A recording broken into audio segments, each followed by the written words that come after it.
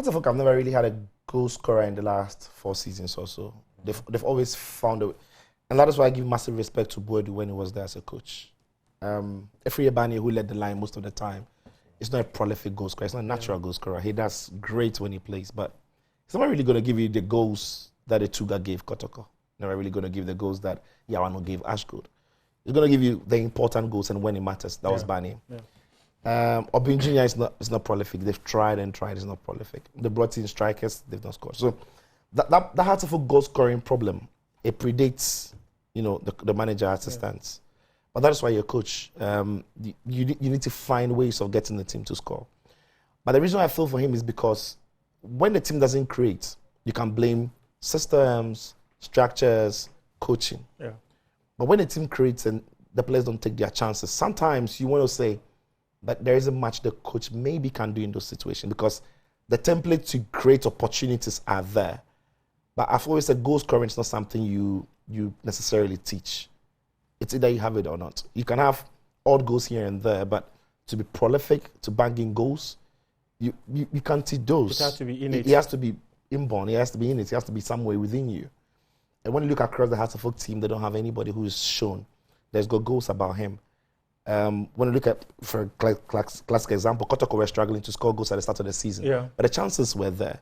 And now we've seen Ouattara open up to be scoring some important goals for them.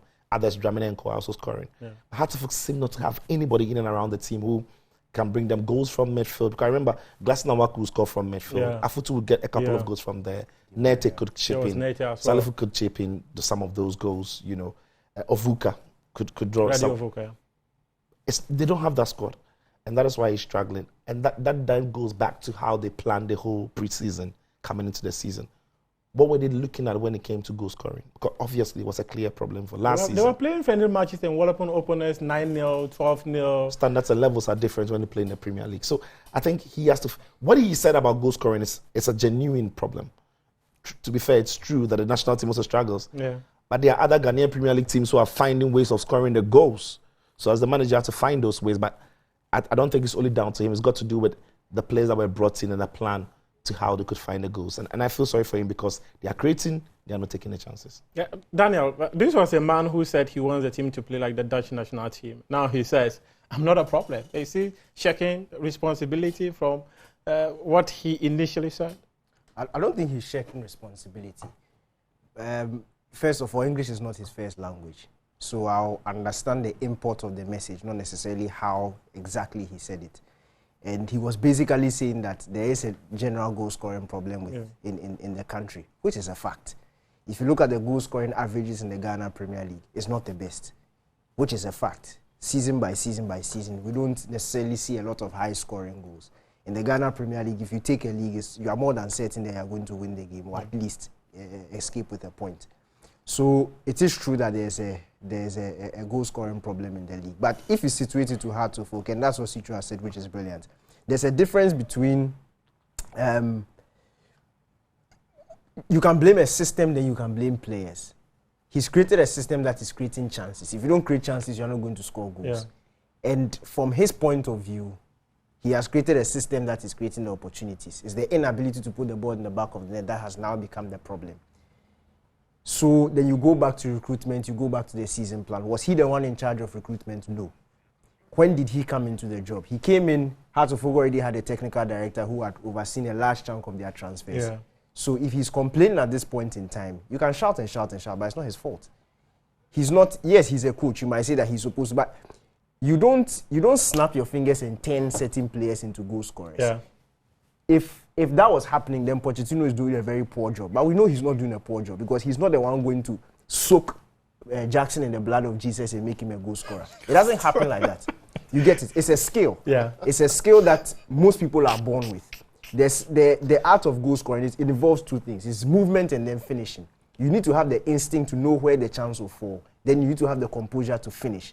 If you don't have that thing, or you don't have the combination of the two, you are going to struggle. Yeah. And in the larger scale of things, we don't have a lot of players in that mode in this country. Okay, so we might have players with good movements, but we don't have very good finishers, right, which is a fact. Yeah. So it is very difficult scouting and getting players who are pure finishers. In fact, Go back the last 3-4 seasons to the pure goal scorers in this country. Most of them were foreigners. You look at Tuga, you look at Adebayo. There was the Kotoko boy who did a half season, Opoku, who is Ghanaian. Yeah. He went, I know it's not out and out striker. Yeah. He was like even he's not a Ghanaian now. So even he's technically not a Ghanaian. So you see, we don't necessarily have players like that in this country. So I understand that scouting can be difficult. But this problem for me, and I said it in week 1, is something that had followed Accra Hearts-of-Oak for the past 4 seasons. So if you are doing recruitment, you have to make sure you fix it. That you fix that problem. It's not about midfielders, it's not about players who can dribble or pass, or it's about goal scoring. That has been a serious problem for this team for the past 4 seasons. So for me, I'll put it on this problem on the table of the technical director who did the recruitment. And then the recruitment and also when you look at, again, the job that he's done with the club, I think is decent, because it's not like it's a team that is conceding goals. Yeah. Yes. Or conceding plenty chances where they go into games coming out losing 2-0, 3-0, 2-1, 3-1. Yeah. They're actually not conceding, but the problem is they are not scoring. And it's only a matter of time before it begins to hit the confidence of even the defenders. Yeah, and maybe they concede just one goal and they don't have the answers to come back into the game. So yeah, I think the structure-wise, if you're a Hearts-of-Oak fan, you're watching the game and you're thinking, your team is not conceding chance. They don't look like they're going to lose games, but they don't also look like they're going to win, simply because they can't find the back of the net. And as Danny has said, it's not a coaching problem, it's just a personnel problem.